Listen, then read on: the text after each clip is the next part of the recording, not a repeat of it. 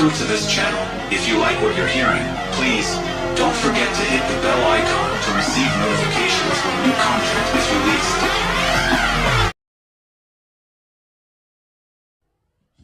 कामचोर बहू। कांता बहन की दो बहुएं थी, बड़ी कल्पना और छोटी प्रिया। कल्पना का जैसा नाम वैसा ही काम। सारा दिन कल्पनाओं में रहती, न कोई काम करती न कोई धाम।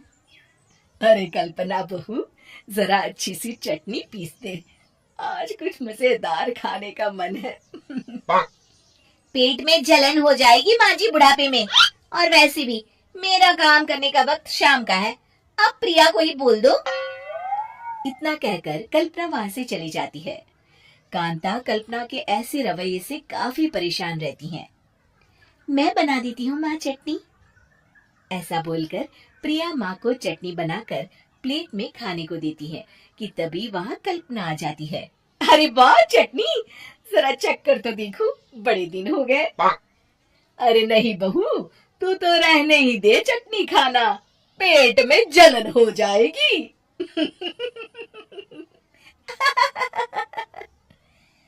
इतना कहकर कांता और प्रिया दोनों हंसने लगते हैं।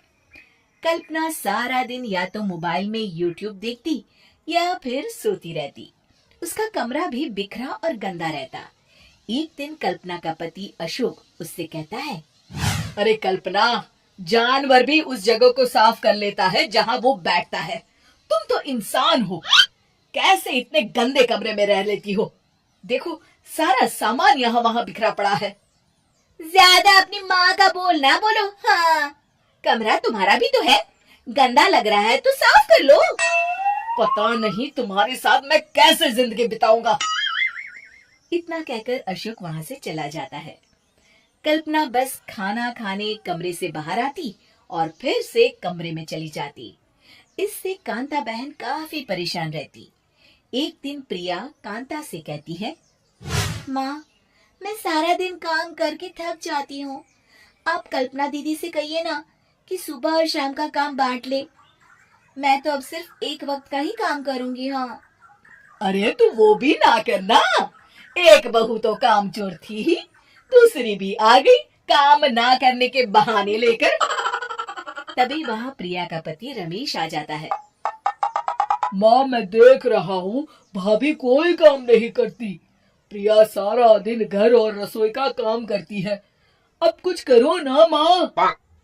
कांता मन में कुछ सोचती है और कल्पना के पास जाती है। कल्पना फोन पर मेकअप करना देख रही होती है।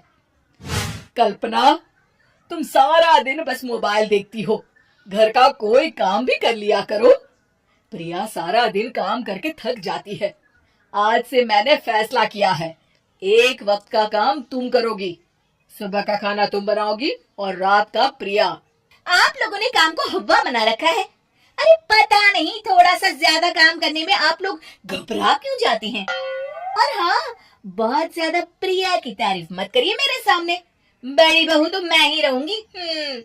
मैं कुछ नहीं जानती, कल सुबह मुझे वक्त से खाना चाहिए, रसोई में आ जाना, वरना कल से तुझे खाना नहीं मिलेगा। अगली सुबह कल्पना रसोई में नहीं आती है। वो देर से सोकर उठती है और बाहर आकर कहती है, अरे भूख लगी है, आज खाने में क्या है? इतनी देर हो गई, आज किसी ने मुझे उठाया भी नहीं, पता नहीं कहाँ है सब। कल्पना को घर में कोई नहीं दिखता। वो रसोई की तरफ जाती है जहाँ बड़ा सा ताला लगा होता है। अरे रसोई में ताला, ओ मैं तो भूल ही गई थी, माँ ने आज से सुबह का खाना मुझे बनाने को कहा था। हे भगवान, इतने लोगों का खाना बनाना क्या आसान है। तभी घर के सारे सदस्य बाहर से वापस आते हैं। वाह माँ जी, मजा आ गया छोले भटूरे खाकर। मेरे मुंह में तो अभी भी स्वाद आ रहा है। अरे कल्पना, तेरे भरोसे रहते तो हम तो भूखे ही रह जाते। कल्पना को बहुत गुस्सा आ जाता है। अब बहुत हो गया, आज से मैं अपनी रसोई अलग कर रही हूँ, मैं अपना खाना खुद बना लिया करूंगी। कल्पना अपनी रसोई अलग कर लेती है, पर आए दिन उसका देर से उठना और काम न करने की आदत से वो भूखी ही रह जाती थी। उसी के सामने घर के लोग अच्छे अच्छे पकवान खाते और कामचोर कल्पना को जैसे तैसे ही खाना बनाकर खाना पड़ता। पर एक दिन तो हद ही हो गई। माँ, दीदी आज सुबह से कमरे से बाहर नहीं निकली, हमें जाकर देखना चाहिए। सो रही होगी कामचोर कहीं की। पर तुम कहती हो तो चलो देख लेते हैं उसे। कल्पना कमरे में पेट पकड़कर बैठी होती है। हाय मेरा दर्द, पेट दर्द के मारे मर रही हूँ मैं।